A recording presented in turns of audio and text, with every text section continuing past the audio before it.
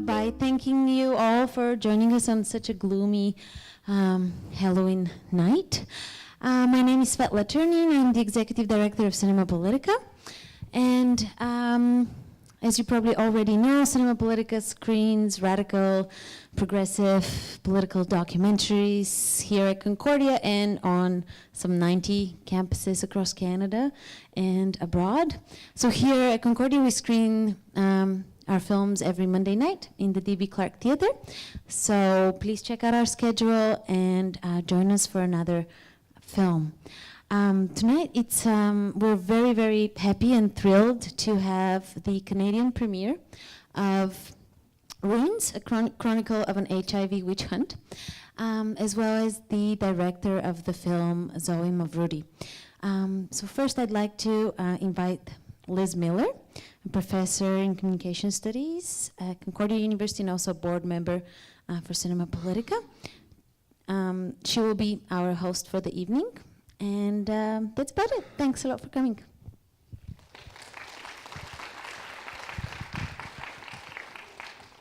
Thank you very much, Svetla. So welcome, everyone. Welcome to students, faculty, community members, and members of the public. I want to just begin by, for those of you who are not familiar with the Concordia HIV/AIDS project, I want to let you know its mandate. The idea is to reach not only the university community, but also the greater Montreal public. And the objective is to maintain a permanent space for interdisciplinary dialogue and research on HIV and AIDS. The other objective is to address the diverse university community and the general Montreal public through this unique Montreal Forum. We also hope to challenge the Academy to confront the societal crisis engendered by HIV and AIDS and to expand its educational mission. Furthermore, the idea is to develop awareness of social, scientific, and cultural aspects of the pandemic through community education, internal dialogue in the Academy, social criticism, and the encouragement of volunteering and activism. And finally, we hope to nurture the next generation of HIV/AIDS researchers, activists, and teachers within today's student population. It's an incredible project. We're very proud of it at Concordia. So this evening, as Svetla explained, we're pleased to be presenting in partnership with Cinema Politica. And anyone who's been here on a Monday night knows that this is the place to be. We usually have between 300 and 600 students, and it's the most important way that students become activists.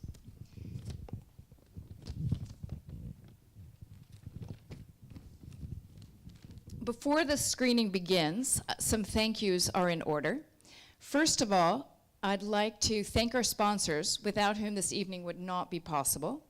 The principal sponsor is the Vive Healthcare, as well as the Office of the President at Concordia University, and the following university departments were also involved: Applied Human Sciences, Religion, the Simone de Beauvoir Institute, Sociology and Anthropology, the School of Community and Public Affairs, Studio Art, Theater, Journalism, Psychology, the Mel Hoppenheim School of Cinema, Concordia University Office of Institutional Relations.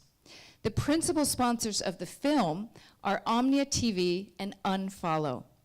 So now I just want to go over how this evening will proceed. We will begin with a screening of the film, which will then be followed by a question period. And as Svetla explained, the filmmaker is in residence, so we're very thrilled about that.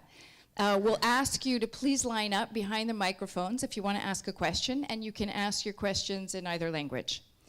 Please, at this moment, turn off your cell phones.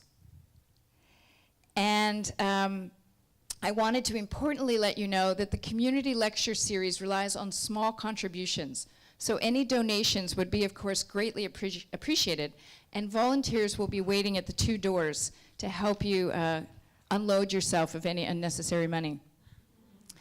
I now have the pleasure of introducing Nora Butler-Burke, who will introduce tonight's subject. Nora has been involved in migrant justice, prison abolition, feminist and anti-colonial movements for over a decade. She spent the past 6 years working at Action Santé Travestite et Transsexuelle du Québec, ASTTE, a Montreal harm reduction project working with low-income and sex-working trans women and men. She is currently working on documenting the impacts of double punishment and state surveillance on the lives of migrant trans women in Montreal. So Nora, if you can please join me.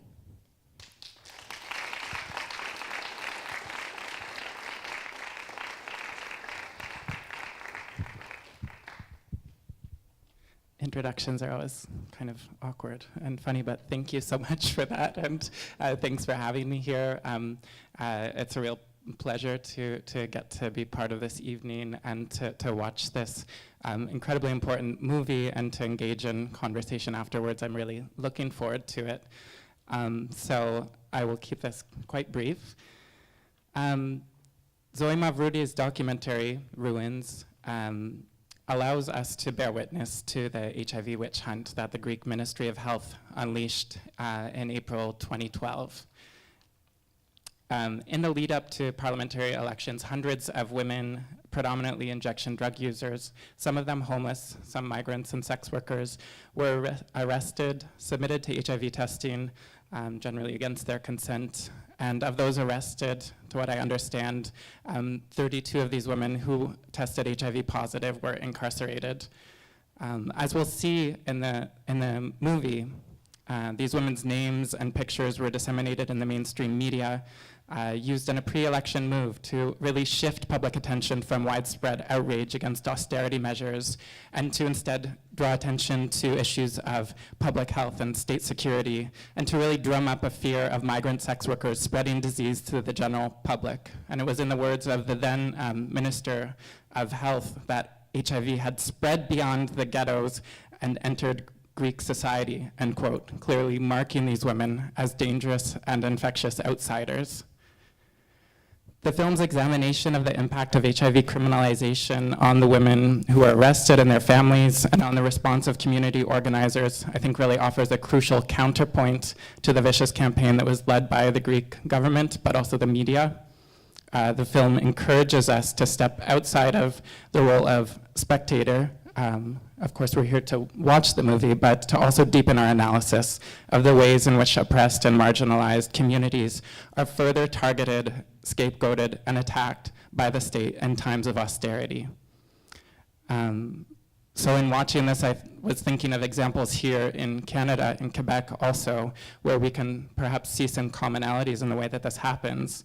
And while the context is different, we're obviously living in a time of rampant neoliberalism and austerity, marked by deep cuts to essential services, an increasing concentration of wealth and power in the hands of very few, and a dominant right-wing ideology rooted in, among other things, settler colonialism and, I would say, fascism, and mobilized through fear and calls to nationalism.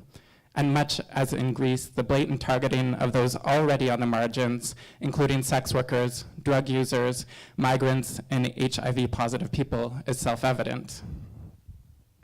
In recent years, you may be familiar that Canada has established itself as a world leader in the criminalization of HIV non-disclosure, resulting in highly mediatized prosecution and incarceration of several people living with HIV. The collaboration of public health and the criminal justice system has set a very dangerous precedent, reinforcing HIV stigma and oppression. As in Greece, this has occurred against the backdrop of wide-reaching cutbacks to harm reduction and HIV-related services within marginalized communities, at the same time as increasing funding for prison expansion, for border control, and general means of state surveillance. In Quebec, we can see similar attacks happening on migrant and racialized women. The recent Parti Québécois government's Charter of Values is a clear effort to drum up racist hysteria in the guise of protecting Quebec's national identity, resulting in a multiplication of institutional and interpersonal violence against racialized and migrant communities. In a similar vein, I don't know if you saw this in the news just recently, last week, There was an arrest of a leader of a so-called human trafficking ring here in Montreal by the RCMP under a project called Project Combative, which is a state program claiming to target Romanian organized crime and to save Romanian women from abuse and sexual exploitation. And you might know that over the past few years, Canada has placed very severe restrictions on migration of Roma people from Romania. And again, as in Greece, I think that this is an example of where the media has quickly regurgitated a very demonizing and dehumanizing language, legitimizing state violence against migrant women who engage in underground economies, including human smuggling and sex work. And I think we could go on and on with different kinds of examples to understand the ways in which the state seeks out already marginalized communities, attacks them, and relies on the media to really amplify these stories in very sensationalist ways to draw attention away from a structure that is crumbling. And I think that this movie is brilliant in the way that it shares that with us, but also in the ways that it puts at the forefront the women and their families who were directly impacted by this issue. And it's important to think about and hopefully hear more about the ways that this is continuing to happen in Greece and to make links to what is happening here in Quebec and in Canada. So briefly, I'm just gonna present Zoe. Zoe Mavroudi is the film's director. She is a native Greek actress, playwright, and screenwriter, currently based in London. She graduated from the American Academy of Dramatic Arts in New York, where she studied on a Fulbright scholarship. Her screenplays have won numerous awards and honorable mentions in festivals and competitions internationally. So I just want to thank Zoe for chronicling and amplifying the experiences of women targeted in this HIV witch hunt, and to thank you for sharing your work with us here tonight. And thank you all for coming out.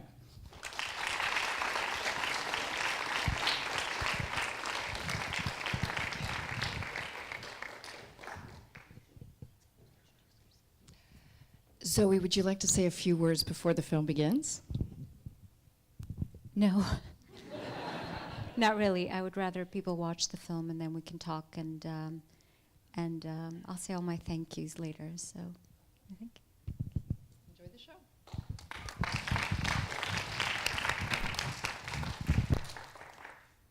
Να γίνω φωτογράφος. Μου αρέσει πολύ η φωτογραφία.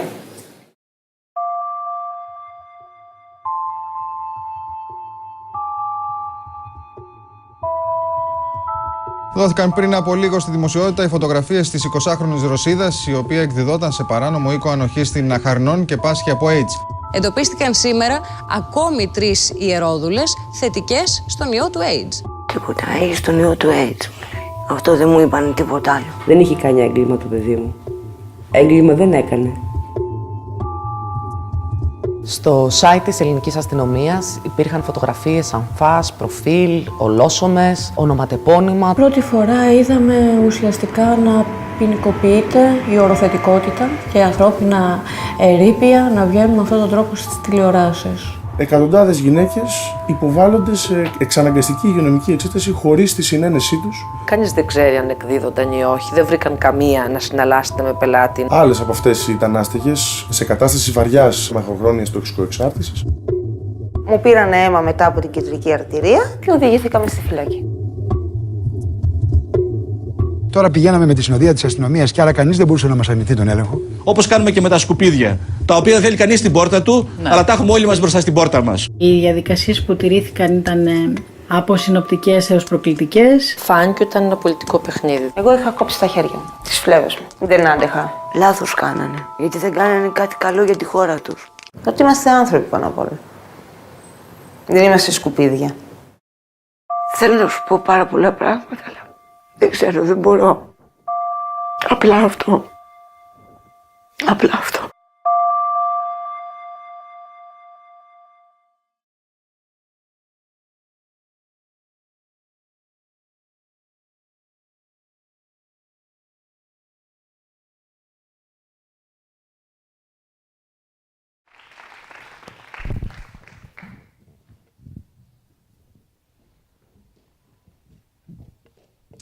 Zoe, are you in the house?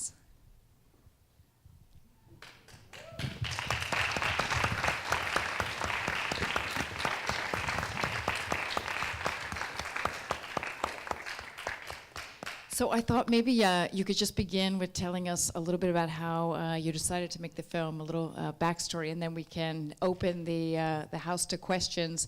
I initially said there'd have to be a lineup, but there are actually floating mics. So once we hear a little bit from the director, the irate Greek, we can open it up for questions. Yeah. Well, thank you. I'm actually not the irate Greek, but you gave me the opportunity to say that the irate Greek is actually here. She's one of the producers. She's sitting over there, the lady wrapped in that shawl. And I will give you her cell phone in case you want to make an independent documentary, because she's the person to make it with. Just wanted to say that this documentary has been supported by independent media organizations, so Follow Magazine, Omnia TV, are independent voices in Greek journalism. And we also got funding from the UK, not from Greece, from an organization called Union Solidarity International, which is a great organization that supports solidarity around the world in unions and labor organizations, and from Unite the Union, the labor union in the UK. But yeah, to your question, I made this documentary because I was very angry and frustrated about a number of things. One of them was how the Greek crisis, or what was happening in my country since the financial crisis first hit in 2009, was being portrayed internationally, and especially in our media in our country. And I found that there were some, let's say, very evident signs of, I don't know if the term fascistization exists, but of the Greek society becoming more and more extreme. Earlier, Nora said that some of these tactics that were used in this case were racist, and I would say fascist, but I would definitely say that we shouldn't be hesitant to use this term anymore when we're talking about what's happening in Greece and in other parts of Europe. It is fascism. I mean, this is the best word to describe it. There is a precedent. We've seen this happen before, and that's what's happening now. We have targeting of vulnerable groups, we have social cleansing, and we have a very distinct language that is used in our media and has been used and had been used before these arrests by representatives of the center-right and center-left and socialist parties. So the ministers that you saw earlier, most of them were actually socialist ministers that belonged to the Pan-Hellenic socialist movement. So I will give you a little bit of the context of those days when this happened. It was a few days before the general election, the first round of general elections that were the most critical general elections. We were told since the end of the Greek junta in 1974 that we've had for the past 40 years of modern democracy in Greece. So we had these elections where basically there was a clear dilemma there, which was, if you don't vote for the pro-austerity political forces, then Greece will just simply exit the Eurozone. How that would happen, we didn't know. Nobody could explain clearly, but it was clear that there will be a rift. If you do not comply with the dictates and the rules of the troika, the lenders of your country, you are going to exit the Eurozone, then you will become marginalized, and you will become the pariahs of Europe, and you will not be able to have any of the basic goods that are needed to run a society, oil and medication, all this kind of stuff. And so, the outcome of the election is that the pro-austerity forces have won. They created a coalition government in the second round of elections in June. But in those first elections, 5 days after these arrests, we had the first big sort of entrance of a neo-Nazi party in Greek parliament, the Golden Dawn. You may have heard this referred to as a far-right party, but they're not far-right, they're neo-Nazis. They have existed for a long time. They used to be very marginal. They published journals with these paintings of Hitler, and so they were clearly neo-Nazis, but they, in order to be elected, they assumed a kind of more serious profile in the media. And so a few days after this, the neo-Nazis were elected, and they became the third, and they still are officially the third largest party in Greece. So I wanted to show this film. So it was a big turning point, that election. And in my opinion, this case was also a turning point, and it showed me, I was watching it as an observer, just turned on my TV and saw this unfold. I saw this as the point where it became obvious that in order to win the election, in order to continue austerity, in order to do these things, this political class would do anything. Nothing was off the what's the expression? Nothing was forbidden, and so that scared me very much, made me very angry, and I just wanted to capture that moment and the way it played out. It was a clear threat to anyone watching, I think. Even though the rhetoric is that some of you are obviously normal and family people, and you're not gay, and you don't take drugs, so you are good, and we support you. I think that the underlying sort of threat was a threat to everyone. The difference is no longer accepted. Weakness is no longer accepted. We want full consent and compliance. We want full, submission to this. And we are prepared to do anything in order to make that, to impose our policies. And I also saw this as it was a big turning point in terms of policing in Greece. A few months after this, we had Xenios Zeus, which is an operation named after the father of the gods and the Olympian gods in Greek mythology. So he was the god of the father of the gods and the god of hospitality. So it's basically a policing, a run amok. There was a huge operation started in August. 2 of the women, in fact, in this case, were arrested in August of 2012, where thousands of people were seemed to have been tested for HIV. 10 were diagnosed HIV positive, and 2 were women and were led to prison to join the others who had been there for a few months. And this operation was massive and targeted migrants, undocumented migrants, but it was a complete failure, and we have the reports that only 6% during the first months where they rounded up something like 85,000 people, only 6% were actually undocumented. And then in March 2013, we had another operation named after Thetis, the mother of Achilles in Greek mythology, where they actually rounded up drug users from central Athens again and led them to a detention camp outside of Athens, a real concentration camp in some way, and a sort of a modern version of that, and kept them there for unknown reasons. So we have excessive policing, interference in these areas where you should have outreach work and support as opposed to this kind of, aggression. And we've had very severe crackdown, crackdown's not the word, persecution of transsexual people in Thessaloniki, the second largest city of Greece in the north, where they're just being harassed and rounded up and taken to police stations for no good reason.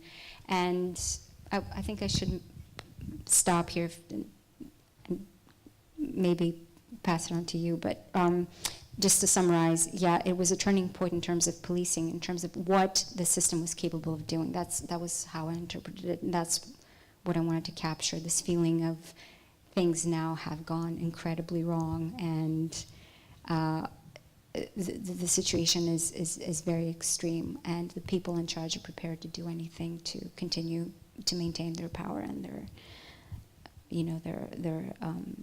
their place in government. Are there any questions? If you give us 2 minutes, the mic will quickly arrive.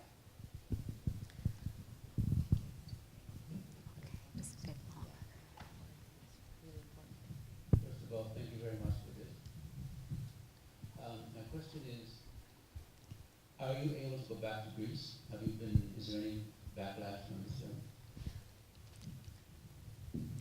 No. Yes, I was in Greece in September. We premiered the film in Athens and Thessaloniki, and we've been showing it around Greece. Greece is still officially a democracy, so we have, things have changed, but you don't have situations where, we have seen journalists being put in positions, being kind of persecuted in some way and taken to court for just doing their jobs, etc. But we don't have extreme situations where we have a complete overturn of democracy. However, and there has been no reaction from the official, those involved. We tried to interview people from Kirpino, the Center for Disease Control, as well as two of the ministers that you saw in the documentary, and they didn't respond, or at first showed some kind of response, but then withdrew it later. So this was from some people in Kirpino, inside Kirpino, who were in charge of outreach programs to drug users. But the response from people and from a big part of the press has been very positive. So the ones who disagree just ignored us, but we didn't actually have any reason for real concern. I don't know if that answers your question.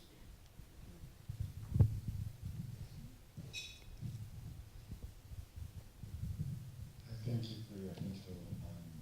I was wondering about what would happen if something like this were to happen in the Harp area in Canada. And in the context, one of the missing pieces of info for me is, while here there's a major ongoing polemic between abolitionists, feminists who want to maintain, eradicate prostitution in a magical way, and people who want to decriminalize sex work. And I'm wondering, when these roundups were happening, were there any pre-existing organizations that were advocating for the decriminalization of sex work, or was there already sort of whore hysteria? Because there's examples. I mean, it's interesting you call it a witch hunt, because that's a whole other story. This recurring way that seemingly civilized societies get hysterical about sex. Yeah, thank you for this question. I should say, first of all, that prostitution is sex work is a legal activity in Greece. So that means that if you get tested, I believe twice a month, you have a health booklet that you have to present to authorities. You are legally allowed to do that, to work in the sex industry. And in the late 90s, there was a new law that put down into writing the conditions under which brothels in urban areas should, the conditions under which brothels would be, could be legal.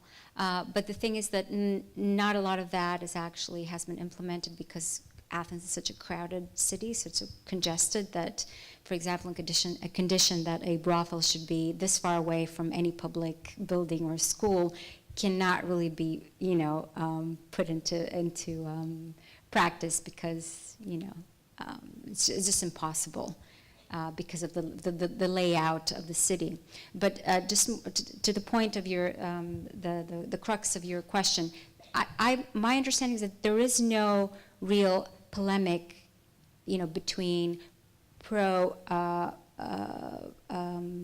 decriminalization and feminists who are against prostitution, who want sex work to be made illegal. I attribute that to the fact that there is no real, there's not enough, I guess, is my understanding, a strong feminist movement overall, unfortunately. But in this case, I personally do not equate the fear-mongering and the persecution of sex workers that is coming from the state and from the representatives of the state with that of feminists who want sex work to be criminalized. So, for example, the women who were on the Solidarity Initiative, who supported the women here as soon as they were imprisoned and stood by them, they're against,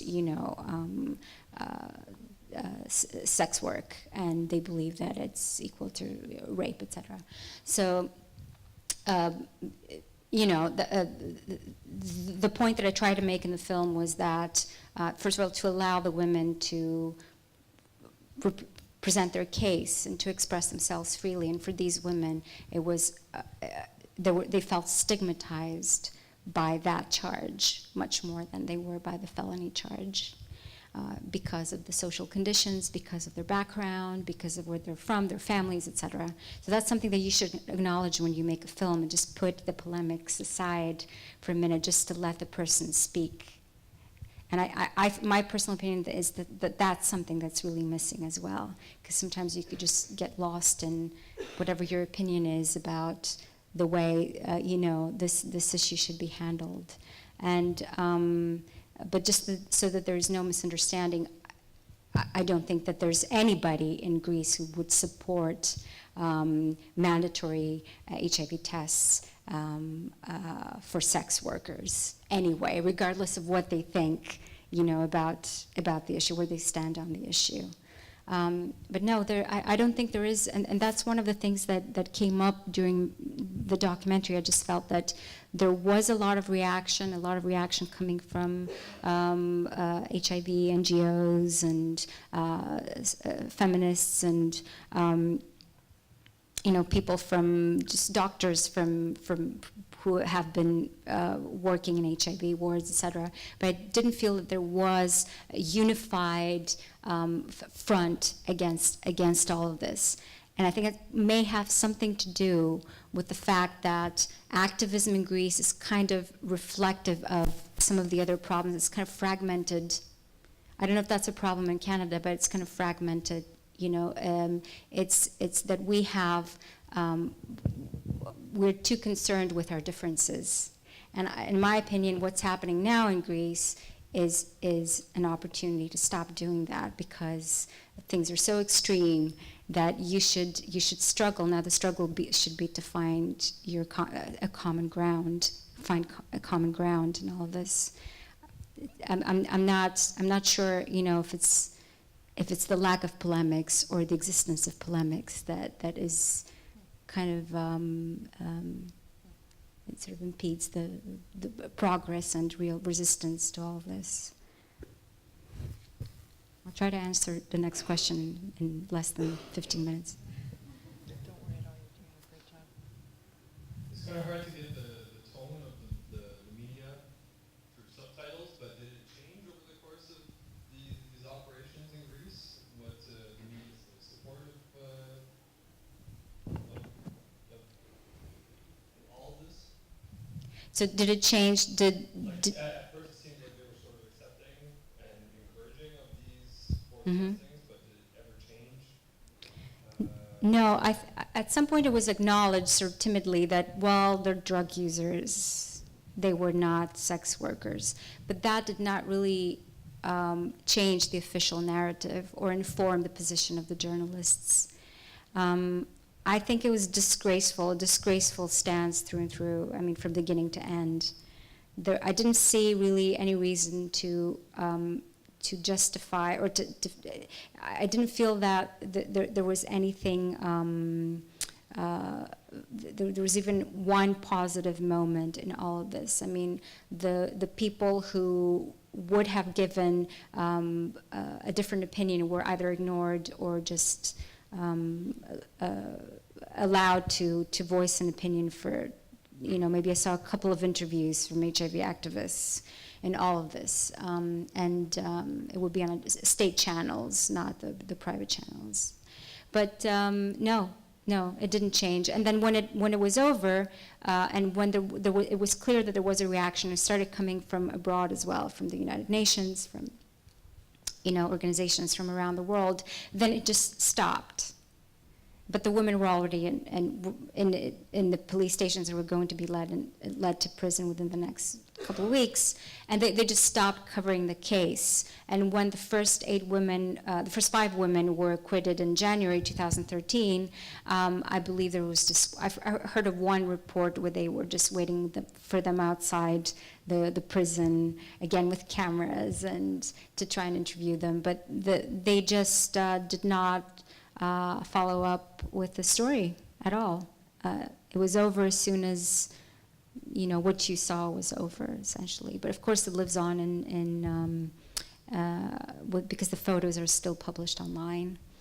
There's still websites that have the photos and the personal data. So there has been no attempt either to contain or to erase this, to pull back on this, or to punish anyone involved. So the official journalistic groups did not really call anybody on this. It was not on the news anymore. It was over in the minds of everybody. Welcome.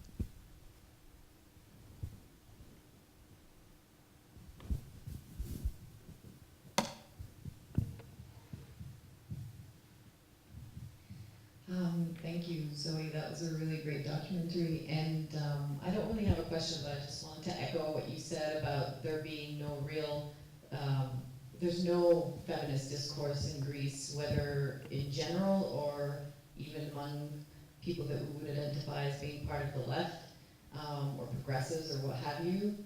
Not in the same way that we would recognize here. And so even talking within those paradigms is just there's no yeah, there's no paradigm, essentially. We're not in the same frame of reference at all, and it's really, really difficult to navigate when you try to interpret things within that kind of mindset. It's just not applicable.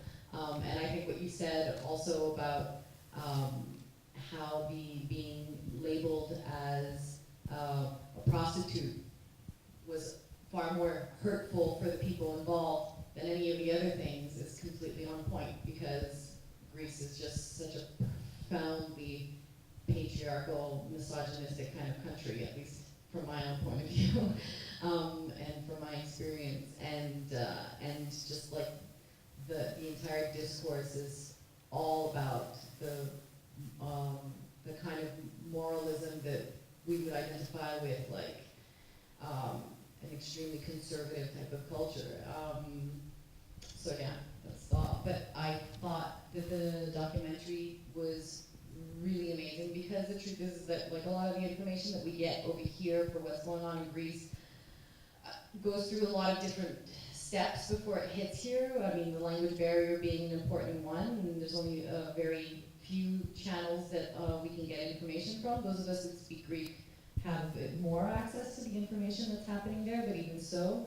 And I think the most important thing perhaps in all this is that even although this, I think, was beyond any doubt, was motivated purely for electoral reasons. I think that is clear beyond a shadow of a doubt.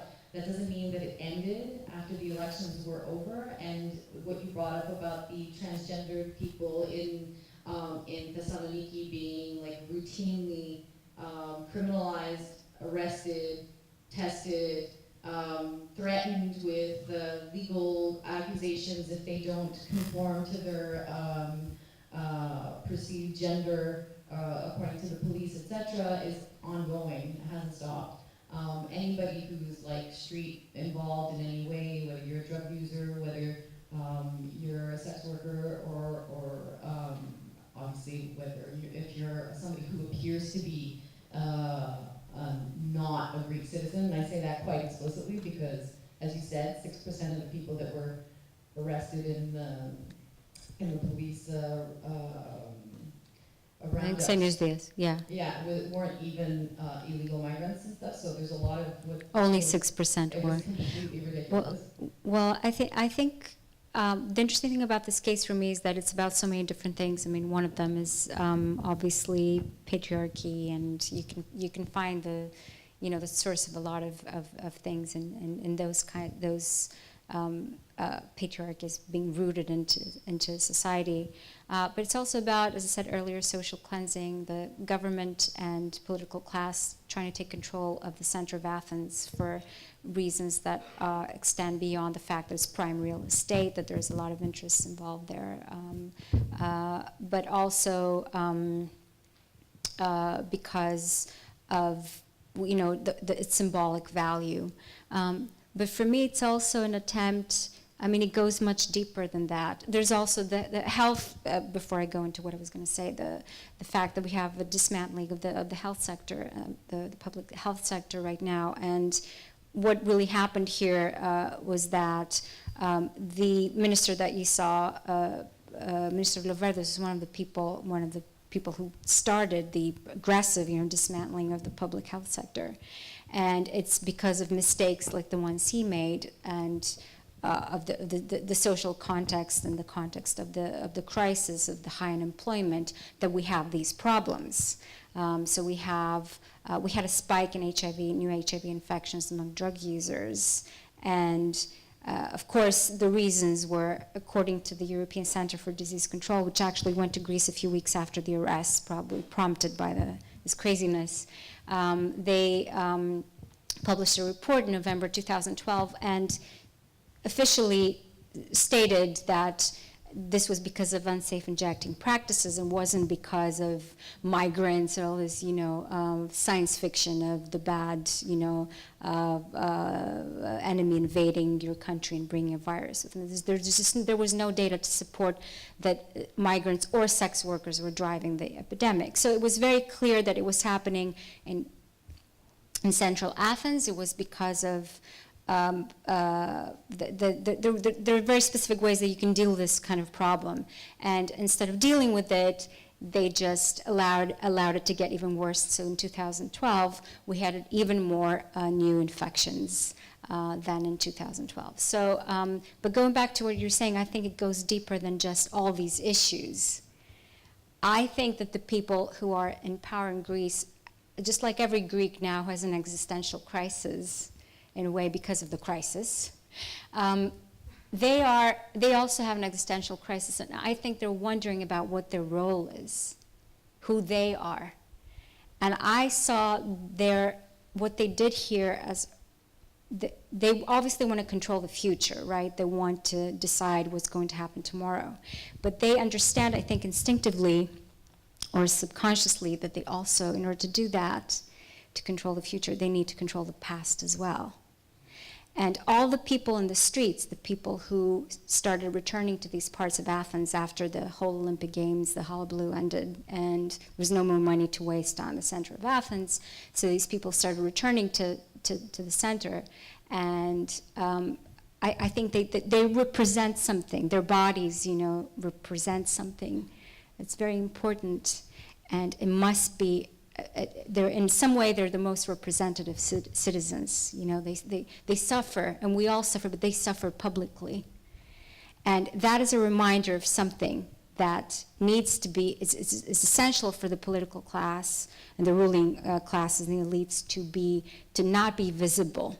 So they have to make them invisible. They have to get rid of them, because they are a part of history that is is out there, is public. And I feel that that's what they were trying to do here more than anything. They were trying to erase history, because they need to do that in order to continue on with what they're planning to do. So just some thoughts about, I don't think you can explain any of this just by looking at statistics or, looking at how obviously patriarchal and homophobic Greece is, all of that is true, or the lack of a feminist movement, etc. I think you have to go deeper into the motives and to understand how they're thinking, and it's kind of a natural reaction in a way, because they are in panic and they don't know what they're doing, and they do have an agenda that needs to be implemented.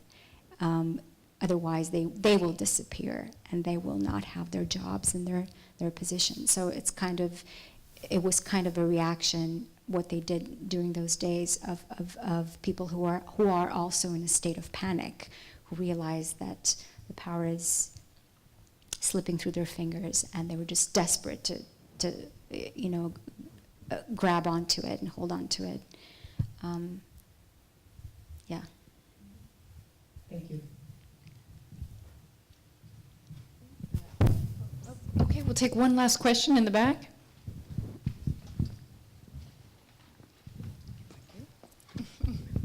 Thanks. I was just wondering if you could situate this particular moment in like Nora was saying, Canada and the US are sort of like leading the criminalization of HIV non-disclosure globally. Like hundreds and hundreds of people are going to prison. And it seems like every week there's another case. I'm wondering if that's something that was already happening in Greece, or if this marked like a significant turning point in sort of the broader criminalization of HIV non-disclosure, or HIV intent to transmit, or however they term it, and how that sort of has changed it since that moment as well. There was no precedent for real precedent of this kind for HIV, for non-disclosure between partners, or any of what you have in Canada or in the US and other European countries. What we had were a couple of cases. One was a man who did not disclose in a hospital application to donate blood that he had a homosexual contact. So then he ended up being HIV positive, and because he didn't disclose it, when he donated blood, he was actually prosecuted and convicted. I don't remember what sentence he got. And then we had a case of a man who actually only a few weeks ago, he took his case to the European courts, and he was given compensation against the Greek state. And he was a man who had been laid off because his colleagues actually didn't want to work with him when they found out that he was HIV positive. So the employer, so it was an employment issue over whether he had the right to keep his job, even though the employer judged that he was a liability to the company. But we didn't have any of we didn't have the problem that you have here in the very extensive prosecutions, and we didn't have laws. We didn't have your laws, or one law, major law from 2009, I believe. So I'm not sure whether that's a good thing or a bad thing. If you have a general law that, you could be prosecuted for reckless transmission, simply because it's sort of assumed that if you know that you have something, you are obligated to disclose, but without going into the specifics of whether condom use or viral load or any of those things. So to me, this case and the research that I did and what I've read on Canada and Canadian law and the prosecutions here sort of highlight the fundamental issue with HIV criminalization, which is just fundamentally unfair, and it doesn't there's no common sense to it. So this is a very extreme case, but in some way it embodies a lot of the issues that I think come up in non-disclosure and reckless transmission cases. So you still have the idea that the virus is essentially a deadly weapon, and that sex is some kind is an act of aggression, equivalent to, driving a car at somebody or hitting them. So I just cannot find anything in real life or in my idea of what consensual relationships are like, or even transactional sex and under certain circumstances that could justify that. And I don't see how a person in this position could possibly defend themselves. And I think, Canada obviously doesn't have the problems that Greece has, but who is to say that in the future, the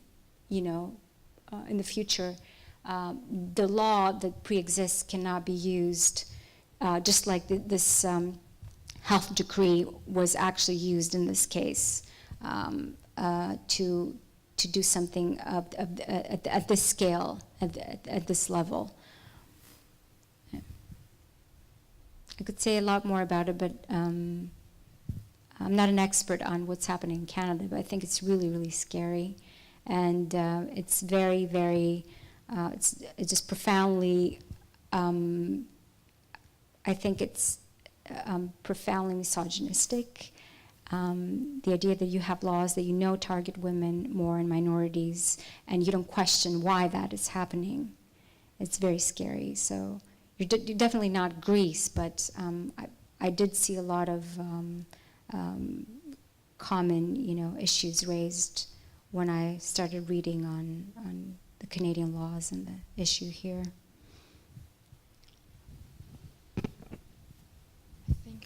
With that, I want to thank you very much for not only a beautiful film, but also an incredibly informative Q&A.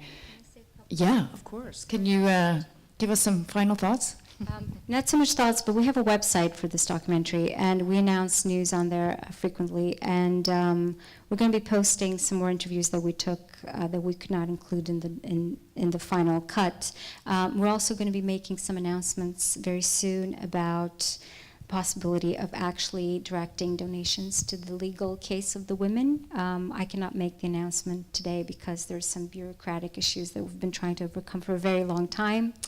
And the women are actually taking their case to the European courts, to the European Court of Human Rights and the Greek courts, and they're also, together with 4 NGOs in Greece, are suing the doctor, police officer, and their superiors in the Greek Center for Disease Control, which is an unprecedented lawsuit, very important lawsuit. So we're hoping to eventually be able to, in some way, assist their cause. But if you follow us on Twitter and Facebook, you'll find out about it. And finally, this documentary is under Creative Commons license, so for those of you who have ideas about screening elsewhere in the future or embedding in your websites, when we release it online, we'll be happy to do that. We're offering it for that, for those kinds of purposes. So, and thank you very much. I want to thank Karen over there, and Ian, Karen Herland and Ian, and everyone. One of my hopes was that we would come to Canada with this documentary, because I think that would be a lot of, it's relevant to you. So I'm very happy to have screened it here tonight. So thank you for coming. Thank you.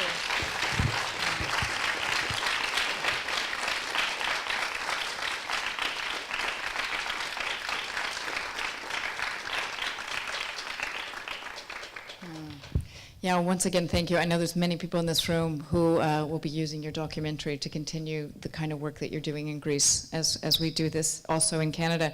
I just want to very quickly remind audiences that it's Halloween, so please leave your treat at the door.